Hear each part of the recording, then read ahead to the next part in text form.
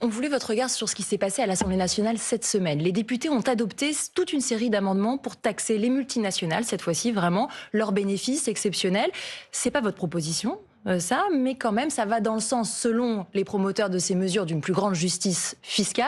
Est-ce que vous vous en réjouissez? Ah oui, l'amendement qui a été voté pour mieux taxer les multinationales est très important et effectivement, je me réjouis de son adoption. Il vient poser le principe que si une entreprise finalement fait beaucoup de bénéfices à l'étranger, mais enregistre très peu de profits en France parce qu'elle a délocalisé ses bénéfices dans des paradis fiscaux, mais que ses clients sont en France, alors elle va devoir payer de l'impôt en France. Mais alors, si on adoptait votre proposition et celle, en plus de celles qui ont été adoptées cette semaine, on taxe finalement les entreprises et les chefs d'entreprise, ça fait pas un peu beaucoup? Ah bah, les entreprises multinationales étrangères qui ont de l'activité en France, mais qui délocalisent leurs profits aux îles Caïmans ou aux Bermudes, je pense qu'il est parfaitement légitime de leur dire, au même titre que les PME, les entreprises françaises, vous devez payer. Si vous voulez continuer à avoir accès au marché français, cet accès doit être conditionné au respect des normes fiscale française. Et c'est la même logique d'ailleurs que celle de l'imposition minimum des milliardaires. Si vous êtes dans la communauté nationale, alors vous devez avoir des devoirs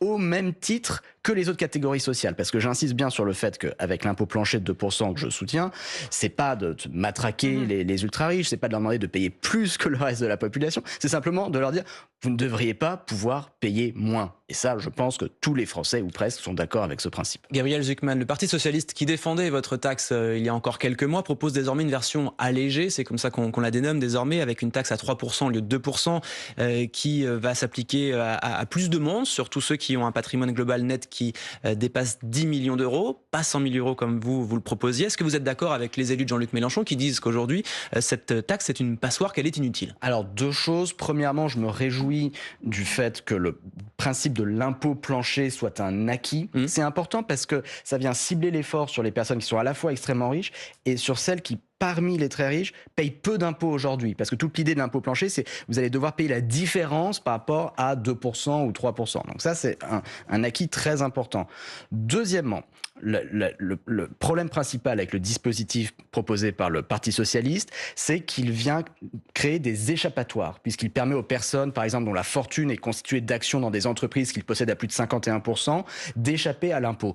Or, la leçon principale des études, des travaux universitaires sur l'imposition des grandes fortunes, c'est que dès que vous créez des échappatoires, des possibilités de contournement comme ça, vous lancez la machine à optimisation fiscale. Donc les personnes très riches sont bien conseillées par des armées d'avocats fiscalistes, et donc pour que tout ça fonctionne, il faut au contraire qu'il y ait un plancher sans aucune niche, sans aucune échappatoire. Mais pourtant, ces niches fiscales, c'est aussi le fondement de ce qui fait une politique publique. Il y en a plein, la fiscalité française en est remplie. Vous êtes pour la suppression de toutes les niches fiscales aujourd'hui? Pas forcément de toutes les niches fiscales, mais en tout cas, poser le principe que si vous êtes immensément riche, vous avez plus de 100 millions d'euros, a priori, vous n'avez pas besoin d'exonération, de déduction, quelle qu'elle soit. Vous avez une capacité contributive très forte. Oui, mais on les entend, les arguments qui disent notamment dans le domaine des startups, quand on promeut l'innovation, qu'on est une toute petite, une toute jeune entreprise qui pèse très lourd virtuellement, mais qui ne dégage pas encore de bénéfices. C'est un vrai argument qui porte, ça.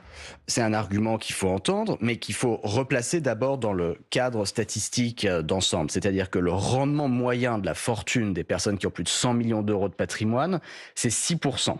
C'est nettement supérieur à 2%. Donc l'immense majorité par an, exactement. Donc l'immense majorité des contribuables qui seraient concernés par cet impôt plancher de 2% ont largement de quoi payer avec simplement l'argent, le rendement, le revenu qu'ils tirent de leur fortune. Maintenant, vous avez raison que dans certains cas, rares mais réels, les personnes peuvent avoir un rendement de moins de 2%, il peut y avoir des problèmes de liquidité. Dans ce cas-là, il faut simplement s'appuyer sur ce qu'on fait déjà aujourd'hui. Quand il y a des problèmes de liquidité, en particulier pour l'impôt sur les successions qui existe à un taux de 45% pour les grandes successions, nettement plus que 2%. On permet aux personnes concernées d'étaler les paiements, on leur permet de payer en nature avec des mécanismes de datation. Et donc moi, je propose simplement d'élargir ces mécanismes de paiement en nature pour permettre aux personnes de payer en actions de leurs entreprises.